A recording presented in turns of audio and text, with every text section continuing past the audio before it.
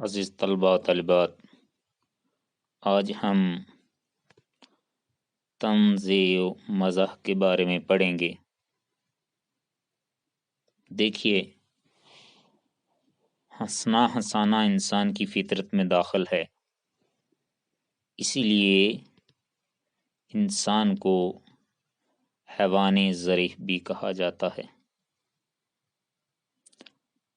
اور ادب کے ذریعے ہنسانے یا ادب میں ہنسانے کا نام ظرافت ہے۔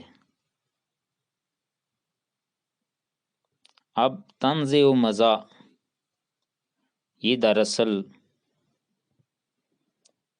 دو الفاظ کا مرکب ہے، مگر دونوں کے معنی الگ الگ ہیں۔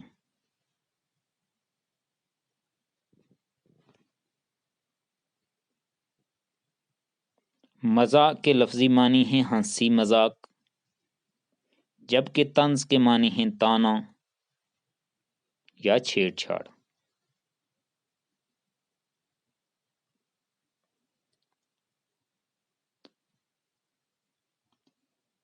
اردو ادب میں عموماً ان کو ہم معنوں میں استعمال کیا جاتا ہے، یعنی دونوں کو ایک ساتھ استعمال کیا جاتا ہے۔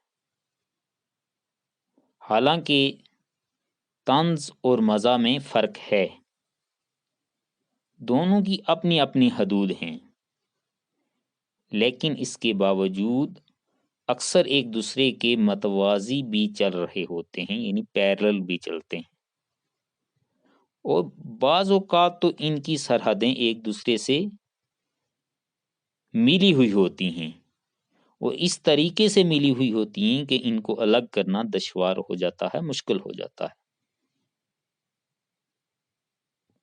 طنز سے مراد آتی ہے طعنہ، ٹھٹھا، تمسخر یا رمز کے ساتھ بات کرنا، اور مزاح کے معنی ہیں خوش طبعی، مذاق یا ظرافت۔ اب یہ دونوں چیزیں جو ہیں ادب میں، طنز بھی اور مزاح بھی، دونوں کو ملا کے پیش کیا جاتا ہے۔ دیکھیے، طنز کے معنی ہیں طعنہ دینا، کاٹنا۔ اگر صرف طنز ہی کیا جائے اور وہ تیز دار تلوار کی طرح چلتا ہے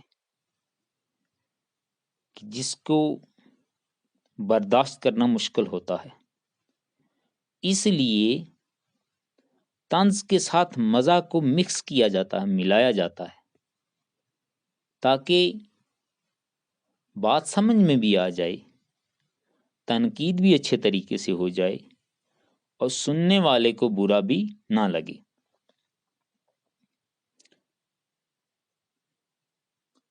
اسی لیے کہا گیا ہے کہ طنز ایک شدید، تیز اور بے دردانہ قسم کی تنقید ہے، جس میں کسی چیز کے برے پہلو کو اس قدر نمایاں کر دیا جاتا ہے کہ یا تو اس چیز کے اچھے پہلو خود بخود نظر سے غائب ہو جاتے ہیں، یا پھر برے پہلو اس قدر چمکا کر پیش کیے جاتے ہیں کہ اچھے پہلو ماند پڑ جاتے ہیں۔ لیکن یہاں یہ بات یاد رکھنی چاہیے کہ طنز کی شدت، تیزی اور تلخی کسی اچھے اور بڑے مقصد کے لیے ہوتی ہے، اسی لیے اس کو گوارا کر لیا جاتا ہے، یعنی برداشت کر لیا جاتا ہے۔ طنز براہ راست نہیں کیا جاتا، بلکہ اسے مزاح کے پردے میں چھپا کر پیش کیا جاتا ہے، یعنی اس کو مکس کر کے اس کے ساتھ ملا کے پیش کیا جاتا ہے۔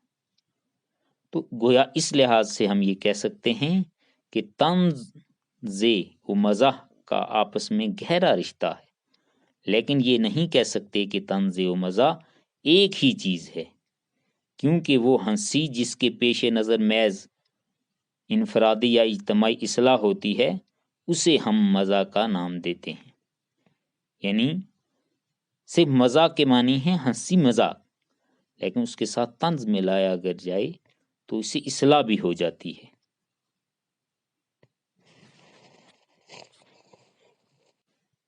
آئیے اب ہم نظر ڈالتے ہیں طنز و مزاح کی تاریخ پر۔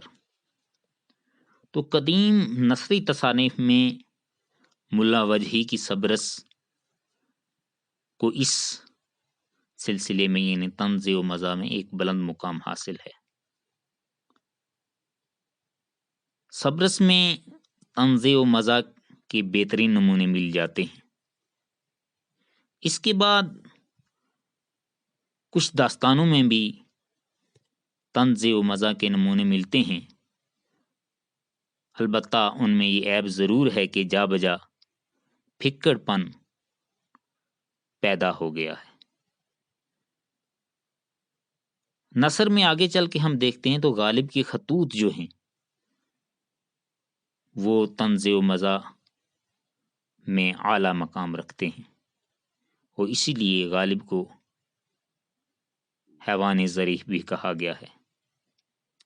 مولوی نذیر احمد نے اپنے ناولوں میں خاص کر توبۃ النصوح اور ابن الوقت میں طنز اور مزاح دونوں پہلوؤں کا خوب استعمال کیا ہے۔ اس کے بعد منشی سجاد حسین نے لکھنؤ سے اود پنج اخبار جاری کیا۔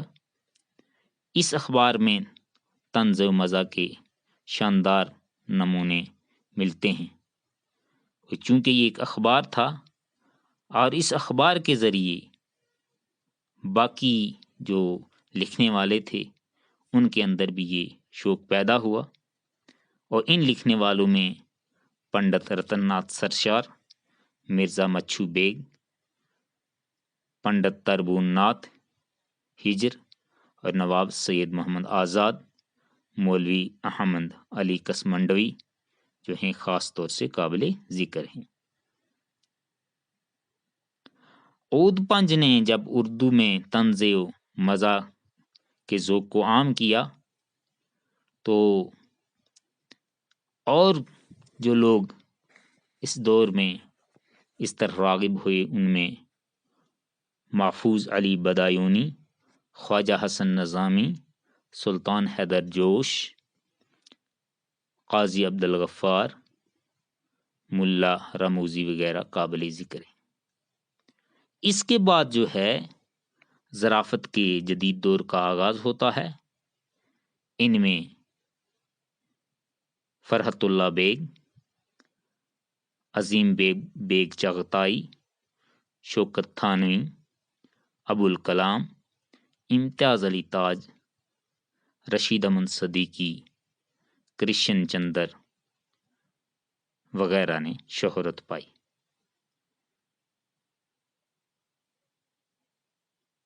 مرزا فرحت اللہ بیگ کے مضامین اور دو خاکے جو ہیں بہت مقبول ہوئے ہیں۔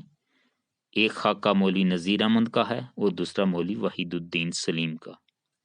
پیترس نے بہت کم لکھا، مگر جو کچھ لکھا بے حد خوب انتخاب کر کے لکھا۔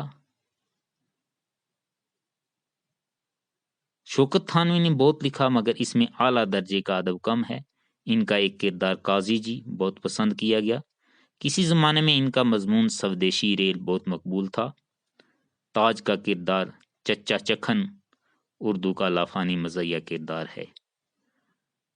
مولانا ابو الکلام آزاد ہمارے عہد کے بہت بلند پایہ طنز نگار ہیں۔